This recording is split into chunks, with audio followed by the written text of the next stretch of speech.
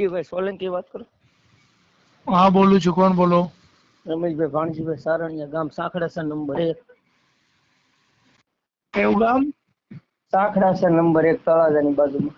બોલો. હવે મારા ગામમાં સાહેબ એવો પ્રશ્ન છે જી, શું પ્રશ્ન છે કયો?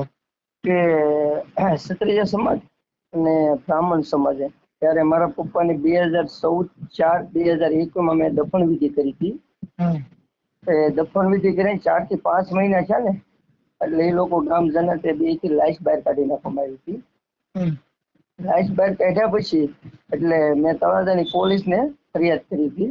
એટલે ગામમાં બધું શાંતિ જળવાઈ રહી એ બાબતે ગામના 5 જણા વડીલો મોટા વચ્ચે પડ્યા હતા કે ભાઈ હવે આવું બીજી વાર નહીં બને, જવા દે. મારું ગામમાં એક જ મકાન છે. તો એ લોકોને પછી બધી વાતચીત કરી પછી પાછા એના છોકરા સૂર્યદીપસિંહ ને ભગીરથસિંહ સરવૈયા ને શાંતિભાઈ બ્રાહ્મણ એ અવારનવાર હું જ્યાં હાલ્યો જતો મારી માથે ગાડીઓના પ્રયત્ન 2-3 વાર માથે ગાડી ચડાવી દીધી, 2 વાર મારી માથે ગથુલિયા ખવડાવી દીધા મને. મેં ગામમાં આવીને ત્યારે સરપંચ હતા, મેં કીધું કે તમારા ભાઈઓને સેજ આવું કહો ને એમ કે આવું મારી માથે ન કરે એમ. ઓલી જગ્યા જે સરપંચની હતી ને એ મેં એની પાસે મારા પપ્પાની દફન વિધિ કરવા માટે લીધી હતી. એ અદાવત રાખીને મારી માથે રાખ્યો આ લોકો. એ પછી 13 તારીખે રાત્રે 12 વાગે મારે ઘરે બોલાવીને 12 વાગે મને ઢોર માર્યો. એવી રીતે આ લોકો મારી લઈ ગયા. 1 વાગે હું તળાજાની હોસ્પિટલમાં દાખલ થયો. દાખલ થઈને મેં 3 વાગે ફરિયાદ લખાવી. ફરિયાદ લખાવ્યા પછી તળાજાની પોલીસ એક પણ આરોપીની ધરપકડ ન થઈ. એટલે 3 દિવસ થયા એટલે મને જાણવા મળ્યું કે મહુવાના ડીએસપી સાહેબે અને નોટિસો આપીને છોડી દેવામાં આવ્યા. એ પછી રથા 3 દી પાછો મારી માથે અમારા ઘરવાળા માથે પાછો હુમલો છે, ક્ષત્રિય સમાજ અને બ્રાહ્મણ સમાજ. એટલે સાહેબ આવી રીતે મારી પાસે 5 થી 6 વાર આ લોકો મારી માથે હુમલો કરેલો છે. કેમ કે મેં મારા પપ્પાની જયારે દફન વિધિ કરી હતી ને એટલે મેં જગ્યા એ લોકો પાસે પરાણે લીધી હતી. મારા પપ્પાનું ઘરે મયત પડ્યું હતું અને મને જગ્યા નતા આપતા. અને જ્યાં જગ્યા મારા ગઢિયાને ને દાટેલા હતા ને એની માથે સરપંચે બંગલા બનાવી નાખ્યા. હવે એ જગ્યાને અમારા ગઢિયાના પહેલાના સ્મશાન છે તમારું? નથી સાહેબ આપ્યું. એમને આજે તમે કહો છો તમે દફન વિધિ કરી હતી, એમાં ઓલા લોકોએ મકાન બનાવી નાખ્યા, તો એ સ્મશાન હતું? શું હતું એ સ્મશાન જ હતું, પણ એ લોકોએ મકાન બનાવી નાખ્યા. મેં એ લોકોને રજૂઆત કરી, મેં કીધું તમે મકાન બનાવ્યા? મકાન બનાવીને સાહેબ 4 વર્ષ થઈ ગયા. સાથે એમાં લેન્ડ ગ્રેબિંગ ની ફરિયાદ કરો તો એ લોકોને એટ્રોસિટી પણ દાખલ થાય. હા તો સાહેબ હવે હું મારું ગામમાં એક ખોડું છે, આ લોકો મને દબી દીધેલા. અવાજ મને ઊંચો ખોડું હોય તો બોલે ને, કાયદામાં એક ખોડાને કાંઈ લેવા દેવા નથી. 1000 ખોડાને કાયદો કાયદાથી હાલે છે. અને એ પછી ક્ષત્રિય સમાજ અને બ્રાહ્મણ સમાજે આ 2 વરણ મારી માથે ખોટી રીતે આવેદન પત્રક તળાજા દીધા. બાકી કોળી સમાજની, પંચોળી સમાજની, રબારી સમાજની કોઈ સમાજ મારા વિરોધમાં નથી ગયો. આ 2 જ વિરોધમાં ગયેલા. કે એ લોકોએ કીધું કે ભાઈ તમારે અદાવત આજથી 5 વર્ષથી હાલી આવે, તો અમારે શું લેવા એની વિરોધ? તમારા ગામના સરપંચ શું કહે? કોણ છે અત્યારે? તો વહીવટદાર છે એ. હવે તો અત્યારે પૂરું થઈ ગયું ને, અત્યારે કોઈ નથી. પેલા સરપંચ ને બધી ખબર છે. સરપંચ શું કરે છે? તો સરપંચ એ કે ભાઈ હવે તમારી રીતે લડો, કે આ લોકો માનતા નથી. પછી અમારે નોટિસ આપો ને કે તમે ગેરકાયદેસર રીતે કબજા કરતા હોય, મકાન બનાવતા હોય અમારા ગામમાં છે ને, તમે કે નોટિસ આપી શકો, ફરિયાદ કરી શકો. ગ્રામ પંચાયત પાસે સત્તા છે સાહેબ. હવે હું તમને શું કહું, હું તમને એમ કહું કે મારા ગામની અંદર બિનકાયદેસર ઉપર ટોટલિંગ ગૌસરની જગ્યા ઉપર જ મકાન બનાવેલા છે. હવે તમારો મૂળ પ્રશ્ન શું છે? સ્મશાનનો પ્રશ્ન છે ને અવારનવાર મને જ્યાં ફાવે ના નકરી ગાડું બોલે છે.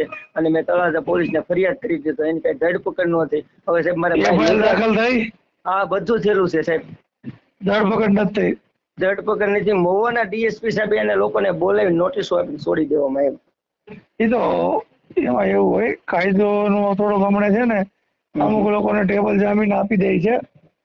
એટલે એ અમુક હાઈકોર્ટના રેફરન્સ આપીને આ લોકો એટ્રોસિટીમાં સામાન્ય બોલાચાલી હોય ને, બરોબર, પોલીસ સ્ટેશન માંથી જામીન આપી દે. હવે સાહેબ એમાં એવું છે કે આવેદન પત્રક દેવા પછી આપણે આમાં જ્યાં નીકળવીને મૂછું આમ કરે ને તેમ છે ને કે હવે જા કેસ કર્યા તાર જે કરવું આવું સાહેબ અવારનવાર બોલ્યા કરે બરોબર. અને હું મારા મમ્મી એક વાર બાંધી લ્યો ને ભાઈ સાહેબ બાંધી લઉં પણ મારી પાસે કોઈનો સમાજ છે આખો તમને પરાણે હેરાન કરે એને એક વાર કે ભાઈ હું તું મૂછું ચડાવે તો મૂછું માં કઈ તકલીફ છે ને કે તો મુંડાવી નાખીને કે મૂછું માં શું તને કે પડે જીવડા પડ્યા છે ને કે ટોલા થઈ ગયા છે હું મૂછું માં તકલીફ શું છે તને આંખ દેખાડતો આંખમાં તને કઈ તકલીફ છે તો દવાખાના આંખના ડોક્ટર ને બતાવી ને કે એને ચોખ્ખું કહી દેવાય તને ભાઈ શું તકલીફ છે જે તકલીફ હોય બોલ મારો એક દિવસ નક્કી કર તને ક્યાં ભેગું થવું છે આ ગામમાં ભેગું થવું છે બરોબર કે ભાવનગર થવું ક્યાં ભેગું હાલ ડીએસપી ઓફિસે ભેગા થાય. અને સાહેબ એમાં એવું છે કે ઓલા મારા મેસેજ નાખી દેવાનો સમાજને કે આ વ્યક્તિ મને ડરાવે છે ધમકાવે ને આ લોકો આવી રીતે કરે છે સમાજ આ તારીખે અહીંયા ભેગો થાય અને સમાજ ભેગો થઈને કહી દે ભાઈ શું તકલીફ છે બોલ હાલ.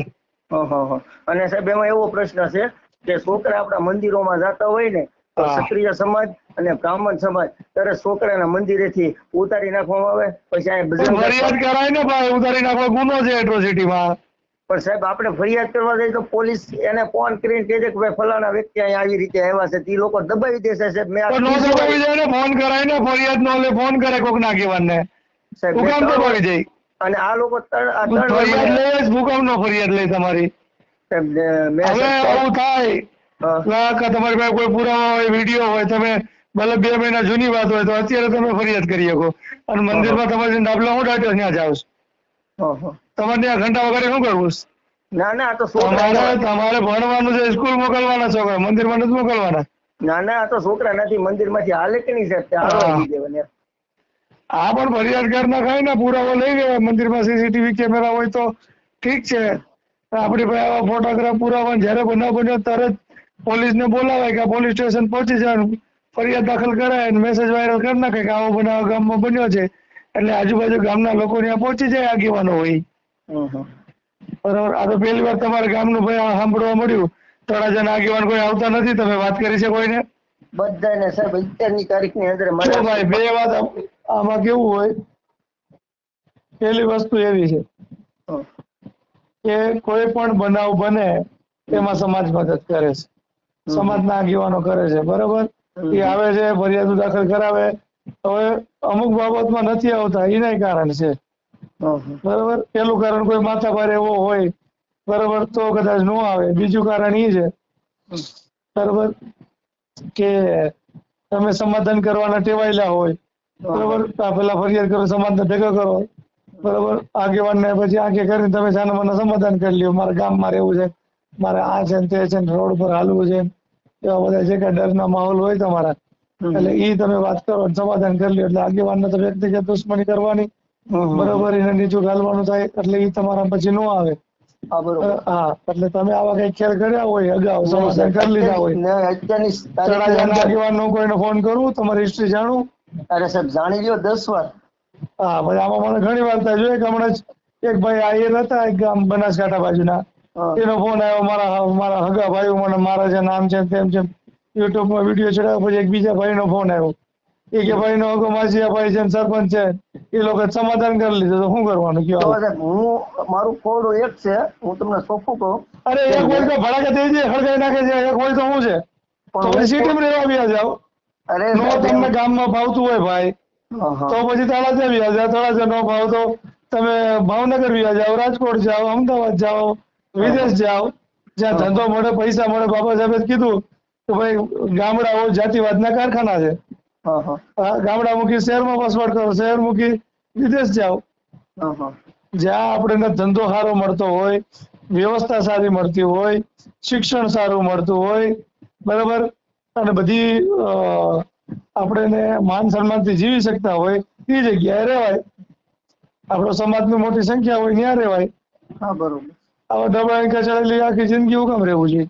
હાલો હમણાં અમે આવીને આંદોલન કરી હું રેકોર્ડિંગ વાયરલ કરું ઓલા નંબર લઈને મોટી મોટી વાતો કરી ફાડી નાખું ચીરી નાખું બરાબર. એક દી અમે આવી 2 દી આવી પછી રહેવાનું તમારે છે ને? હા બરોબર છે. તો આમાં 2 વસ્તુ થાય તો તમારે કાયદાના સહારે પોલીસ પ્રોટેક્શન લઈને જે કાંઈ બરોબર તમારે રહેવું પડે કે તમારે લડવું પડે? મારે લડવાનું છે સાહેબ. હા, એક જ વાર હિંમત કરવાની છે. પણ સાહેબ આમ જો હું તમને એમ કહું, હું મરી જાઉં ખોટી ને, રીતે કોઈ નડવાનું નહીં, ખોટી ખોટી રીતે ફરિયાદ, નથી નીડો. ખોટા હાલતા હોય રોડ પર ગામમાં કોઈ આલટીઆઈ કરીને હેરાન કરવાના, પૈસા પડાવવાના, આવું ને ઈ તેવું. ધંધો મેં કોઈ દિવસ કર્યો જ નથી મારા બાપની પેઢીમાં. હા, એ પણ મને નથી ખબર ને ભાઈ, તો તમે બોલો છો. નહીં બોલું નહીં સાહેબ, ખુલ્લે ઓલે એમ બોલું એમ કે આ તો આ લોકોના ખાલી તમે બે ધંધો ત્રાસ શું છે. કરો છો ભાઈ? હું ડ્રાઇવિંગ કરું સાહેબ, શેમાં ડ્રાઇવિંગ કરો છો? ગાડીનું 4 વ્હીલર. બરોબર. બીજું સાહેબ કાંઈ નથી કરતો. તમે- મારા આની હારે હું મારા પપ્પાની બાધેડ છે. હા, મારા પપ્પાની જયારે લાઈસ બહાર કાઢી નાખી ને ઈ અદાવત છે. અત્યારે ફરિયાદ થાય એમાં કાયદેસર ભાઈ છે. ફરિયાદ કરી સાહેબ કરી હતી. અંદર ને અંદર 5 જણાએ જવાબદારી લીધી હતી કે આવું હવે બીજી વાર નહીં આ થાય. તો સમાધાન થયું ને ભાઈ? સમાધાન એટલે મેં પાવલી સમાધાન ચટણી- થયું કેવાય ભાઈ, એટલે જ આવું થાય. હા, મેં સમાધાન કોઈથી કરાય જ નહીં. બરોબર છે. તમારા બાપુજીની કોઈ લાશો કાઢી નાખતા હોય મનુવાદી લોકો, હા, હા. બરોબર, એનું સમસાન તમારું ન્યા હોય, તમારા સમાજનું, અને ન્યા આવીને લાશો કાઢી નાખતા હોય ને તમે લાશો ઉપર સમાધાન કરો તો બીજું તમે શું ન કરો? સાહેબ એમાં એવું છે કે આપણે બધા એના સરપંચે કીધું કે ભાઈ હવે આ પછી તો જિંદગી સરપંચ ક્યાં છે અત્યારે? અત્યારે સરપંચે હાથ ઊંચા લઈ લીધા. હા, તો પછી સરપંચ કે હવે તમારી તો રીતે હાથ કરો. ઊંચાટ લઈ લે ને, સમાધાન કરાય જ નહીં. આપણી ભૂલ છે ને ભાઈ, આપણે ભૂલ કરી, આપણે જે કરીએ આપણે જ ભોગવવાનું છે, હા, ગામ હા. ભોગવવા ન આવે. બરોબર છે. આપણે ભૂલ કરી છે, આવડી મોટી તમે ભૂલ કરી નાખી, હા. બરોબર, ત્યારે આખા સમાજને, ગુજરાતને તમે જાણ કરી હોત તો આખું ગુજરાત ભેગું ન થઈ જાત ને? આ સમાજ બરોબર છે. 50 લાખની વસ્તી છે, હા, હા. બધા તો સાહેબ, મનમાંથી ગામ મૂકીને ભાગી જાત બીજા. આ ગોંડલમાં જોયું ને, જયરાજસિંહ જેવા તો ભાઈ રહેતા નથી ને ત્યાં. સાહેબ હું આવ્યો હતો ને રેલીમાં. હા, તો જયરાજસિંહ ને દરવાજો બંધ કરીને અંદર હતાઈ જવું પડ્યું, તો રસ્તા બંધ થઈ ગયા થઈને. હા સાહેબ હું હતો ને હા, પોલીસ રેલીમાં. 600 પોલીસ ગોતવા રાખે ગોંડલમાં. હવે સાહેબ આનું શું કરી દેવાનું? કરવાનું એ જ છે કે આ તમારે લડવું પડે. મારે લડવાનું છે. હા, કે કાયદેસર તમારે કાર્યવાહી કરવી પડે. તમારે ડરીને જીવવું હોય તો એનો કોઈ રસ્તો નથી. મારે ડરવું નથી, મરી તમે જતો પછી હાલતા સમાધાન કરો, જો તમારા બાપના લાશ ઉપર તમે સમાધાન કરી નાખો તો તમારો પર વિશ્વાસ કેમ કરવો ભાઈ? સાહેબ સમાધાન એમ કર્યું હતું કે ગામને એમ કીધું હતું કે હવે આ તો એ ગામના ગામમાં ક્યાં છે ભાઈ? તો ગામના લોકોને વાત કરો ને. મેં એને કીધું કે ભાઈ હવે આ લોકો માને એમ નથી ભાઈ, હવે તારી રીતે જે કરવું હોય ને એ કરી નાખ ભાઈ. આ તો લેન્ડ ગ્રેબિંગ ની ઓનલાઈન ફરિયાદ કરી નાખો કલેક્ટરમાં. ઓકે હાલો ઓનલાઈન. હા, લેન્ડ ગ્રેબિંગ ની ઓનલાઈન ફરિયાદ કરો અને એક લેખિત ફરિયાદ કરી નાખો. જે શરૂઆતમાં જે કે તમારા ફાધર ની લાશ નો બનાવ બન્યો હતો એની નોંધ કરી અને કલેક્ટર, એસપી ને, કલેક્ટર ને, સ્થાનિક ધારાસભ્ય, ગ્રામ પંચાયતમાં અને સોશિયલ મીડિયામાં અને સોશિયલ મીડિયામાં પણ છાપામાં આપજો.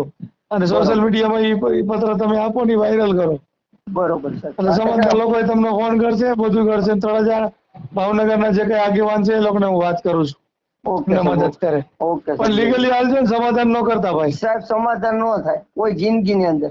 આમાં પછી હું છે, આમાં ભાઈ પૈસો, પૈસો નો મારે આમ જો અરે હાગો ભાઈ, ઓલી ભાવનગર વાળી દીકરી હાગા બાપ નું મટર સામે થઈ ગયું ને તો 80 લાખ રૂપિયા લઈને સમાધાન કરી નાખે. સાણો સાહેબ આમ જો સાહેબ હું 300 રૂપિયા લાવીને 300 રૂપિયા ખાઈ. પૈસા વસ્તુ એવી છે ભાઈ, બા બાપ બધું ભૂલવાડી દઈશ. નહીં સાહેબ ઈ અમારા નથી આવતું. મારા તમે આવ્યું જ ને, તમારામાં લાશ તમે ન લઈ લીધી ભાઈ.